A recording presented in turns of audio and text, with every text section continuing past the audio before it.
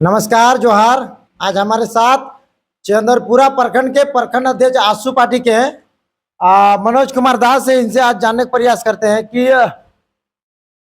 2024 का लोकसभा चुनाव में आसू पार्टी के उम्मीदवार चंद्र प्रकाश चौधरी जो वर्तमान सांसद है, इस बार फिर से टिकट मिला और चुनाव लड़ रहे हैं। चंद्रपुरा प्रखंड के प्रखंड अध्यक्ष हैं, जानने का प्रयास करते हैं चंद्रपुरा में चंद्र प्रकाश चौधरी का किस तरह का माहौल है और ये अपने क्षेत्रों में किस तरह से कार्यकर्ता और वोटरों पर जा रहे हैं और डोर टू डोर मिल रहे हैं। सबसे पहले जोहार। जोहार जोहार। कैसा तबीयत बनी है? ठीक है। क्या चुनाव सामने आ गया 24 का? आप सब जान ही रहे हैं कि आसन्न चुनाव का घोषणा हो चुका है। आप आसू का प्रखंड अध्यक्ष है और आसू पार्टी के अभी सांसद है चंद्र प्रकाश चौधरी, फिर इस बार चुनाव लड़ रहे हैं। किस तरह का माहौल गिरिडीह लोकसभा क्षेत्र में? माहौल बहुत बढ़िया है। आप लोग तो घूम ही नहीं रहे, देख रहे हैं कि नहीं, ऐसा नहीं है। हम लोग घूम रहे हैं। जयराम मत तो देख रहे हैं पंचायत पंचायत। आप लोग पंचायत पंचायत नहीं घूमते? हम लोग अपना तरीका से काम करते हैं। हम लोग का पार्टी का जो केंद्रीय अध्यक्ष है सुदेश कुमार महतो जी, उसका जो दिशा निर्देश है उसी के तहत में हम लोग हर बूथ हर ग्राम पंचायत में लगे हुए हैं। तो एक तरफ टाइगर जयराम मत है, दूसरी तरफ मथुरा प्रसाद और इधर आपके उम्मीदवार चंद्र प्रकाश चौधरी। क्या लग रहा है कि चंद्र प्रकाश चौधरी किससे टक्कर होने वाले? स्वाभाविक है। अभी हमारे यहाँ ऐसे तो कोई फैक्टर नहीं है, क्योंकि हमारे राजग गठबंधन के प्रत्याशी हमारे निवर्तमान सांसद जी हैं और गठबंधन इंडी गठबंधन का जो उम्मीदवार है हमारे मथुरा प्रसाद महतो जी। तो जो चुनाव का फैसला तो आप लोग जान रहे हैं कि हो चुका है। लगभग किधर जा रहा है? एनडीए के खाते में 400 पार। और ये तो मथुरा प्रसाद जी के साथ टक्कर करिए और जयराम महतो जो इतना मेहनत कर रहे हैं।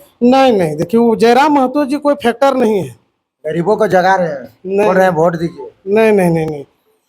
आप किसी विशेष जाति को लेकर अगर किसी विशेष जाति को लेकर राजनीति कीजिएगा तो वो ज्यादा दिन नहीं चलता है। जयराम महतो जाति को लेकर चल रहे हैं जी। आप देखिए जहाँ भी उनका चुनाव हो रहा है, जहाँ भी चुनाव सभा में जा रहे हैं, उनका जो जात का जो जमात है वहीं पर जा रहे हैं। मतलब अपना जात या खाली जयराम महतो मिलने जाते हैं?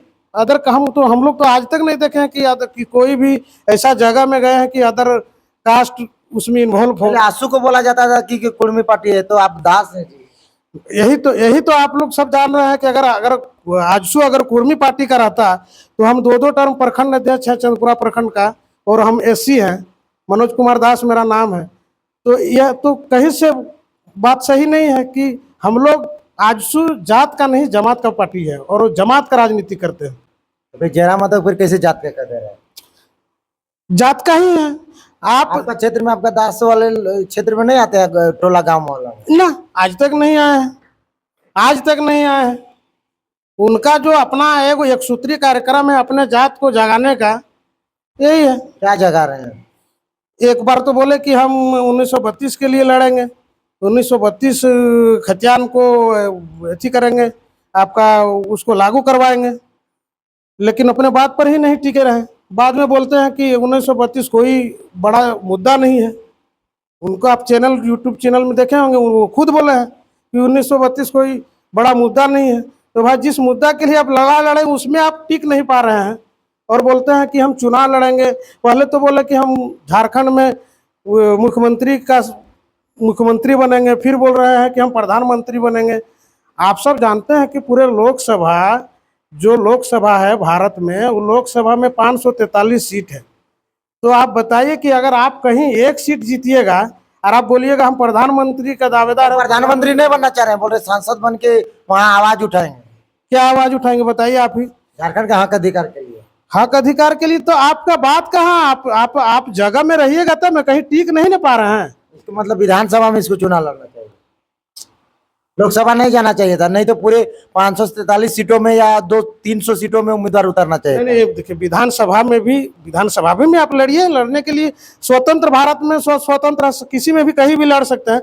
लेकिन देखिए जो तकनीकी है, जो सिस्टम है, आप उस सिस्टम से लड़िएगा। मान लिया आप पहले पार्टी को आप सजाते, आप विधानसभा लड़ते, और पहले तो चुनाव लड़िए, जो पंचायती राज का चुनाव है उसमें आप जीत के आते। आप अचानक कहीं जाके बोल दीजिएगा कि हम मुख्यमंत्री बन जाएंगे, प्रधानमंत्री बन जाएंगे, ये तो कहीं से तुक बात नहीं है। मेहनत कर रहे हैं, बोल रहे हैं कि जनता हमको चाह रही, चंदा दे रही है। नहीं नहीं, चंदा से कितना दिन चलेगा? चंदा चंदा आप किसी से मांगिएगा तो चंदा आजकल कोई देने वाला है जी? चंदा चंदा लेके वोट लड़िएगा। आपको अगर जनता चाहता है तो चंदा का क्या बात है, आप वैसे चुनाव लड़िएगा, वैसे चुनाव जीतिएगा। अगर जनता को आपका चाहत अगर है तो आपको चंदा मांगने के लिए क्या जरूरत है?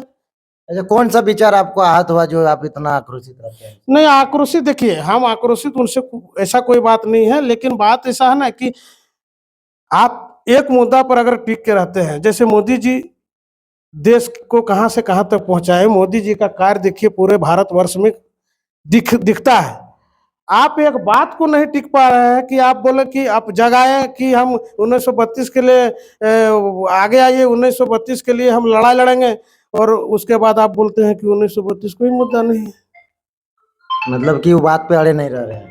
ना, बात पर अड़े नहीं रहे हैं। ये तो राजनीति है, झूठ बोल चलता है। नहीं तो देखिए, राजनीति अब जनता को ज्यादा धोखा नहीं दे सकते हैं, और उसका टिकाऊ ज्यादा नहीं है। अब जनता को धोखा दे के अगर कहीं आगे जाइएगा और वो जनता को धोखा दीजिएगा तो आप लोग भी तो 85 लागू किए। 85 हम लोग लागू किए थे, लेकिन हम लोग 85 का भी विरोध किए थे उस समय। हम लोग सरकार में रह के भी विरोध किए थे कि 1932 को नियोजन नीति में कन्वर्ट करके 1932 को लागू किया जाए। तो फिर भी जरा मन तो हमेशा गांव गांव घूमते और बोलते हैं कि को सांसद के देख ले। देखिए आप, अच्छा बताइए, वो बोलते हैं कि हम बहुत पढ़ा लिखा आदमी है, बहुत शिक्षित हैं, और वो इस तरह का बात उनका मुंह से आता है कि सांसद जी को जानते नहीं है। आप सब जानते हैं कि कोरोना काल 2.5 साल रहा, और यही एक काल रहा जो सांसद का पैसा का यूटिलाइज पूरे ये आपका गिरिडीह लोकसभा में हर आदमी किया है, पूरे देश में, पूरा पूरा देश किया है। उनका जो कार्यकाल का पैसा था, 2 टर्म का 2 साल का पैसा, वो सब सारे सांसदों का पैसा काट करके सबको कोविशील्ड दिया गया, मुफ्त में अनाज बंटा गया। पैसा कहाँ से? आखिर तो सांसद का ही पैसा काट के प्रधानमंत्री जी कोष में लिए और उसी से न किए। और वो बोलते हैं कि सांसद का चेहरा आप जानते नहीं है। बताइए, ये कहीं कहा आप तब कैसे बोलते हैं कि आप शिक्षित हैं और पढ़े लिखे हैं, और आप नेता कैसे बनिएगा? बोलते हैं संविधान को हम घोट घोट के पिए हैं, पढ़े हैं। किताब खाली संविधान का लेके और फोटो खिंचा लेने से संविधान बोलिएगा कि हम संविधान का बहुत बड़ा विद्वान है, ये कहीं से तुक नहीं है। मतलब क्या जनता को बुड़बक बना रहे हैं क्या? स्वाभाविक है, स्वाभाविक है। आप गिरिडीह लोकसभा में कानून का क्या बात करते रहते हैं हमेशा। किताब में हम सुबह पढ़ के अगर आएंगे ना, और आपको आप वही वाला बोलेंगे ना कि हम ये वाला पढ़ के और आपको वही वाला रट के सुनाएंगे, तो सब आदमी सोचेगा कि हम बहुत पढ़ने वाला आदमी है और हमको बहुत जानकारी है। लेकिन जानकार आदमी इस तरह का बेहुदा बात नहीं करता है कि सांसद को कहीं देखे हैं, सांसद का कहीं चेहरा देखे हैं। ये सब तो आप इतना में ही समझ सकते हैं कि क्या स्थिति है। तो तैयारी क्या फैक्टर है वो पड़ेगा आप लोगों का? तैयारी किस तरह से है, क्या आप बोल के आप लोग वोट मांग रहे हैं? हम लोग देखिए, मोदी का कार्यकाल जो 5 साल रहा, 10 साल रहा, उनका जो कार्यकाल है, उनका कार्यकाल में जो काम हुआ है, रोड पूरे गिरिडीह में रोड का जाल बिछाया गया सांसद जी के यहाँ, चाहे डीएमएफटी मद हो, चाहे ग्रामीण विकास का कार्य हो। हमारे डीसी यहाँ बंद था, डीसी जो ट्रेन थी, उस ट्रेन को चालू किए। डीवीसी में भी आंदोलन किया था। डीवीसी में आंदोलन किए हैं, और डीवीसी में अभी कटिंग का काम खत्म भी हो चुका है। अब हमारे यहाँ सांसद जी के पहल से 2 यूनिट आपका डीवीसी में प्लांट लगने जा रहा है, जिसमें हम लोग खुद शामिल थे।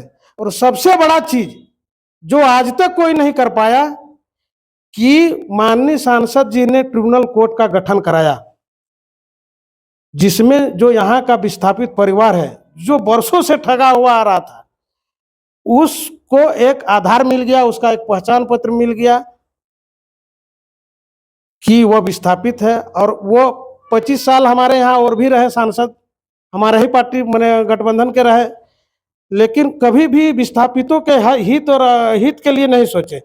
और आप अब देखें कि उन्होंने आंदोलन किया, पूरा चक्का जाम किया। हम लोग खुद डीवीसी का हेडक्वार्टर में और कलकत्ता में जाके बैठे और हम लोग के सामने वार्ता हुआ कि विस्थापितों का जो हक और अधिकार है उसको दिया जाएगा, और तुरंत घोषणा हुआ और ट्रिब्यूनल कोर्ट का गठन भी हो गया। कब नॉमिनेशन आप लोग का होने वाला है? हम लोग का नॉमिनेशन 6 तारीख को है। इस तरह का रहेगा। टाइगर जयराम तो कहते हैं हम 4 लाख भीड़ लेके आएंगे। भीड़, आप देखिए भी यही बात बोले, भीड़ को आप कभी वोट में तब्दील नहीं कर सकते हैं। आप सब जानते हैं कि जो भीड़ होता है उस भीड़ को अगर वोट में आदमी तब्दील कर दे तब तो उसको प्रचार करने का जरूरत नहीं है, काम करने का कोई जरूरत नहीं है, भीड़ ले आएगा, वो चुनाव जीत जाएगा। और जयराम महतो कोई फैक्टर नहीं है, कोई फैक्टर नहीं है। इतने लोग उनके साथ जो कूद रहे हैं वो लोग, हम तो बोले हैं कि जात का नहीं चलता है पार्टी, और जात से देश नहीं चलता है, जमात का चलता है। सब जात मेरे लिए समान है। कई तो उसके जात के भी विरोध कर रहे हैं। विरोध करेंगे, स्वाभाविक है। आप मुद्दा से भटक जाइएगा तो आपका विरोध करेगा ही। आप 5 साल मुखिया जीतिएगा और बोलिएगा कि हम क्षेत्र में, आप जो वादा कीजिएगा कि हम क्षेत्र में आपको क्षेत्र का काम कर देंगे, क्षेत्र में विकास करेंगे, और आप क्षेत्र के विकास, आप अपना मुद्दा से जब भटक जाइएगा तो अगला चुनाव आप हारिएगा। चलिए, तो ये थे मनोज कुमार दास जी, चंद्रपुरा प्रखंड के प्रखंड अध्यक्ष हैं और आसू से बहुत पुराना ताल्लुकात रहा इनका। और इन्होंने कहा चंद्र प्रकाश चौधरी और नरेंद्र मोदी के कार्यकाल 5 साल 10 साल जो लगातार चले हैं उसमें क्या कुछ गिरिडीह लोकसभा में सड़क का काम हुआ और कंपनियों का, ट्रेन का, इस सड़क को लेकर इस क्षेत्र में काम हुआ है। बाकी ये कह रहे हैं जयराम महतो का अपने मुद्दे से भटक गया है। कभी 32 का बात करते थे, अभी 32 बोलते हैं कि कोई बड़ा मुद्दा नहीं है। सांसद जी को अभद्र भाषाओं से प्रयोग करके बोलते हैं, इनका कहना है। बाकी आप हमें कमेंट बॉक्स में बताएं कि इनका राय कैसा लगा। समय देने के लिए बहुत बहुत धन्यवाद। धन्यवाद, धन्यवाद, जोहार।